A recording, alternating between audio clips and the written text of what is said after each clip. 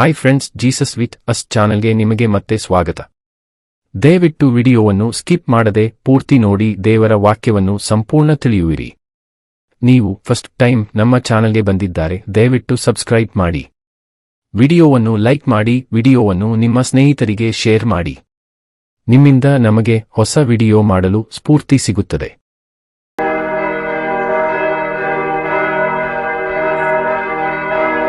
ಕೀರ್ತನೆಗಳು ಅಧ್ಯಾಯ 21.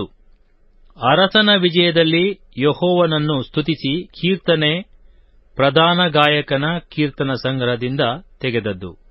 ದಾವೀದನ ಕೀರ್ತನೆ. ಯೆಹೋವನೇ, ನಿನ್ನ ಪರಾಕ್ರಮದಲ್ಲಿ ಅರಸನು ಸಂತೋಷಿಸುತ್ತಾನೆ.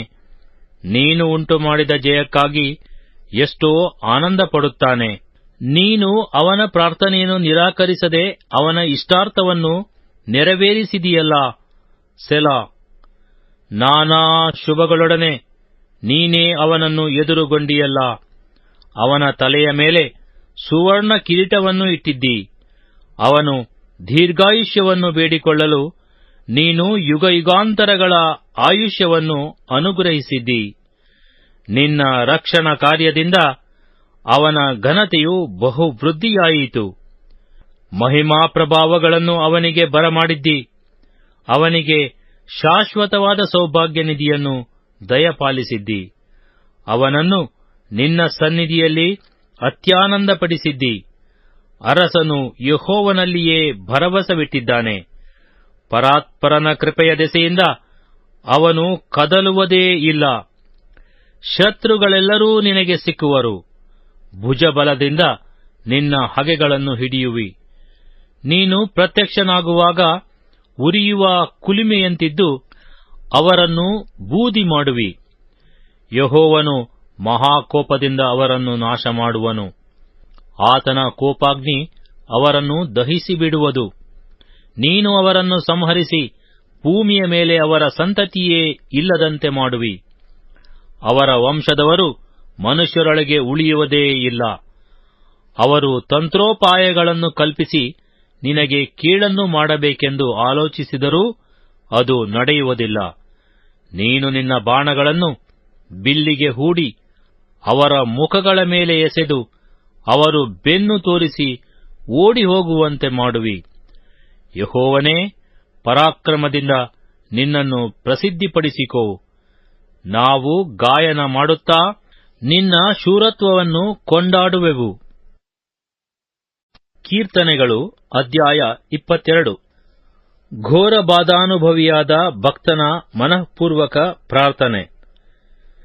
ಪ್ರಧಾನ ಗಾಯಕನ ಕೀರ್ತನ ಸಂಗ್ರಹದಿಂದ ತೆಗೆದದ್ದು. ಉದಯದ ಜಿಂಕೆ ಎಂಬ ರಾಗದ ಮೇಲೆ ಹಾಡತಕ್ಕದ್ದು. ದಾವೀದನ ಕೀರ್ತನೆ. ನನ್ನ ದೇವರೇ, ನನ್ನ ದೇವರೇ, ಯಾಕೆ ನನ್ನನ್ನು ಕೈಬಿಟ್ಟಿದ್ದಿ? ನೀನು ಯಾಕೆ ನನಗೆ ಸಹಾಯ ಮಾಡದೆಯೂ ನನ್ನ ಕೂಗನ್ನು ಕೇಳದೆಯೂ ದೂರವಾಗಿದ್ದಿ? ನನ್ನ ದೇವರೇ, ಹಗಲಿನಲ್ಲಿ ಮೊರೆಯಿಡುತ್ತೇನೆ, ಪ್ರತ್ಯುತ್ತರವೇ ಇಲ್ಲ. ഇരുಳಿನಲ್ಲಿಯೂ ನನಗೆ ಉಪಶಮನವಿಲ್ಲ. ಇಸ್ರಾಯೇಲ್ಯರ ಸ್ತೋತ್ರ ಸಿಂಹಾಸನದಲ್ಲಿರುವಾತನೇ, ನೀನು ಪವಿತ್ರ ಸ್ವರೂಪನು. ನಮ್ಮ ಪೂರ್ವಿಕರು ನಿನ್ನಲ್ಲಿ ಭರವಸವಿಟ್ಟರು. ನಿನ್ನನ್ನು ನಂಬಿ ಉದ್ಧಾರವಾದರು. ನಿನಗೆ ಮೊರೆಯಿಟ್ಟು ವಿಮುಕ್ತರಾದರು. ನಿನ್ನಲ್ಲಿ ವಿಶ್ವಾಸವಿಟ್ಟು ಆಶಾಭಂಗಪಡಲಿಲ್ಲ. ನಾನಾದರೋ ಹುಳದಂಥವನೇ ಹೊರತು ಮನುಷ್ಯನಲ್ಲ. ಮನುಷ್ಯರಿಂದ ನಿಂದಿಸಲ್ಪಟ್ಟು ಜನರಿಂದ ತಿರಸ್ಕಾರ ಹೊಂದಿದ್ದೇನೆ. ನನ್ನನ್ನು ನೋಡುವವರೆಲ್ಲರೂ ಹಾಸ್ಯ ಮಾಡುತ್ತಾರೆ. ಅವರು ಓರೆ ತುಟಿ ಮಾಡಿ ತಲೆ ಆಡಿಸುತ್ತಾ, ಯೆಹೋವನು ತನ್ನನ್ನು ರಕ್ಷಿಸುವನೆಂದು ಆತನಲ್ಲಿ ಭರವಸವಿಟ್ಟಿದ್ದಾನಲ್ಲ, ಆತನು ಇವನನ್ನು ಮೆಚ್ಚಿದ್ದಾದರೆ ರಕ್ಷಿಸಲಿ ಎಂದು ಹೇಳುತ್ತಾರೆ. ತಾಯಿಯ ಗರ್ಭದೊಳಗಿಂದ ನನ್ನನ್ನು ಬರಮಾಡಿದವನು ನೀನೇ ಅಲ್ಲವೇ? ತಾಯಿಯ ಎದೆಯಲ್ಲಿ ನನ್ನನ್ನು ನಿಶ್ಚಿಂತೆಯಿಂದ ಇರಿಸಿದವನು ನೀನೇ ಅಲ್ಲವೇ? ಹುಟ್ಟಿದಂದಿನಿಂದ ನೀನೇ ನನಗೆ ಆಧಾರ. ತಾಯಿ ಹೆತ್ತಂದಿನಿಂದ ನನ್ನ ದೇವರು ನೀನೇ. ನನಗೀಗ ಕಷ್ಟವು ಪ್ರಾಪ್ತವಾಗಿದೆ. ಸಹಾಯಕರು ಯಾರೂ ಇಲ್ಲ, ದೂರವಾಗಿರಬೇಡ. ಬಹಳ ಗೂಳಿಗಳು ನನ್ನನ್ನು ಸುತ್ತಿಕೊಂಡಿವೆ. ಬಾಷಾನಿನ ಬಲವುಳ್ಳ ಹೋರಿಗಳು ನನ್ನನ್ನು ಮುತ್ತಿಕೊಂಡಿವೆ. ಅವರು ಗರ್ಜಿಸುವ ಉಗ್ರ ಸಿಂಹಗಳಂತೆ ನನ್ನನ್ನು ನುಂಗುವುದಕ್ಕೆ ಬಾಯಿ ತೆರೆದಿದ್ದಾರೆ. ನಾನು ಹೊಯ್ಯಲ್ಪಟ್ಟ ನೀರಿನಂತಿದ್ದೇನೆ. ನನ್ನ ಎಲುಬುಗಳೆಲ್ಲ ಸಡಲಿ ಹೋಗಿವೆ. ನನ್ನ ಗುಂಡಿಗೆ ಮೇಣದಂತೆ ನನ್ನಲ್ಲಿ ಕರಗಿ ಹೋಗಿದೆ. ನನ್ನ ಶಕ್ತಿಯು ಬೋಕಿಯ ಹಾಗೆ ಒಣಗಿ ಹೋಗಿದೆ.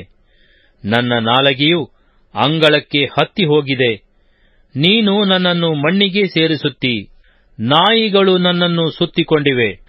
ದುಷ್ಟರ ಗುಂಪು ನನ್ನನ್ನು ಆವರಿಸಿಕೊಂಡಿದೆ. ನನ್ನ ಕೈಕಾಲುಗಳನ್ನು ತಿವಿದಿದ್ದಾರೆ. ನನ್ನ ಎಲುಬುಗಳನ್ನೆಲ್ಲ ಎಣಿಸುವುದಕ್ಕಾಗುವುದು. ಅವರೋ ನನ್ನನ್ನು ನೋಡಿ ನೋಡಿ ಹಿಗ್ಗುತ್ತಾರೆ. ನನ್ನ ಮೇಲ್ಹೊದಿಕೆಯನ್ನು ತಮ್ಮಲ್ಲಿ ಪಾಲು ಮಾಡಿಕೊಳ್ಳುತ್ತಾರೆ. ನನ್ನ ಅಂಗಿಗೋಸ್ಕರ ಚೀಟು ಹಾಕುತ್ತಾರೆ. ಯೆಹೋವನೇ, ನನ್ನ ರಕ್ಷಕನೇ, ಬಂದು ಸಹಾಯ ಮಾಡು. ಕತ್ತಿಗೆ ಸಿಕ್ಕದಂತೆ ನನ್ನನ್ನು ತಪ್ಪಿಸು. ನನ್ನ ಪ್ರಿಯ ಪ್ರಾಣವು ನಾಯಿಯ ವಶವಾಗದಂತೆ ಕಾಪಾಡು. ಸಿಂಹಗಳ ಬಾಯಿಂದಲೂ ಕಾಡು ಕೋಣಗಳ ಕೊಂಬುಗಳಿಂದಲೂ ನನ್ನನ್ನು ತಪ್ಪಿಸು. ನನಗೆ ಸದುತ್ತರವನ್ನು ಕೊಟ್ಟಿದ್ದೀಯಲ್ಲ. ನಿನ್ನ ನಾಮ ಮಹಿಮೆಯನ್ನು ನನ್ನ ಸಹೋದರರಿಗೆ ತಿಳಿಸುವೆನು. ಸಭಾ ಮಧ್ಯದಲ್ಲಿ ನಿನ್ನನ್ನು ಸ್ತುತಿಸುವೆನು. ಯೆಹೋವನ ಭಕ್ತರೇ, ಆತನನ್ನು ಸ್ತುತಿಸಿರಿ. ಯಾಕೋಬ ವಂಶದವರೇ, ನೀವೆಲ್ಲರೂ ಆತನನ್ನು ಕೊಂಡಾಡಿರಿ. ಇಸ್ರಾಯೇಲ ವಂಶಸ್ಥರೇ, ನೀವೆಲ್ಲರೂ ಆತನಲ್ಲಿ ಭಯಭಕ್ತಿಯುಳ್ಳವರಾಗಿರ್ರಿ. ಆತನು ಕುಗ್ಗಿ ಹೋದವನ ದುರವಸ್ಥೆಯನ್ನು ತಿರಸ್ಕರಿಸಲಿಲ್ಲ, ಅದಕ್ಕೆ ಅಸಹ್ಯಪಡಲಿಲ್ಲ. ತನ್ನ ಮುಖವನ್ನು ಅವನಿಗೆ ಮರೆ ಮಾಡದೆ ಅವನ ಪ್ರಾರ್ಥನೆಗೆ ಕಿವಿಗೊಟ್ಟನು.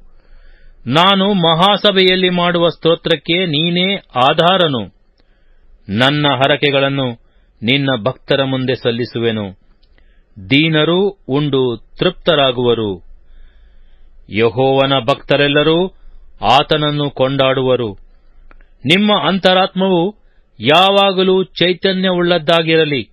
ಭೂಮಂಡಲದವರೆಲ್ಲರೂ ಎಚ್ಚರಗೊಂಡು ಯೆಹೋವನ ಕಡೆಗೆ ತಿರುಗಿಕೊಳ್ಳುವರು. ಯೆಹೋವನೇ, ಎಲ್ಲಾ ಜನಾಂಗಗಳವರು ನಿನಗೆ ಅಡ್ಡ ಬೀಳುವರು. ರಾಜ್ಯವು ಯೆಹೋವನದೇ. ಎಲ್ಲಾ ಜನಾಂಗಗಳಿಗೂ ಆತನೇ ಒಡೆಯನು. ಭೂಲೋಕದಲ್ಲಿರುವ ಪುಷ್ಟರೆಲ್ಲರೂ ಉಂಡು ಆರಾಧಿಸುವರು.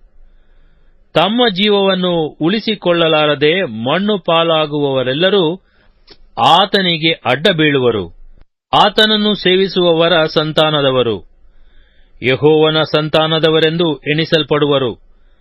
ಅವರು ಬಂದು ಆತನ ನೀತಿಯನ್ನೂ ಆತನು ನಡೆಸಿದ ಕಾರ್ಯಗಳನ್ನು ಮುಂದೆ ಹುಟ್ಟುವ ಜನಕ್ಕೆ ತಿಳಿಸುವರು.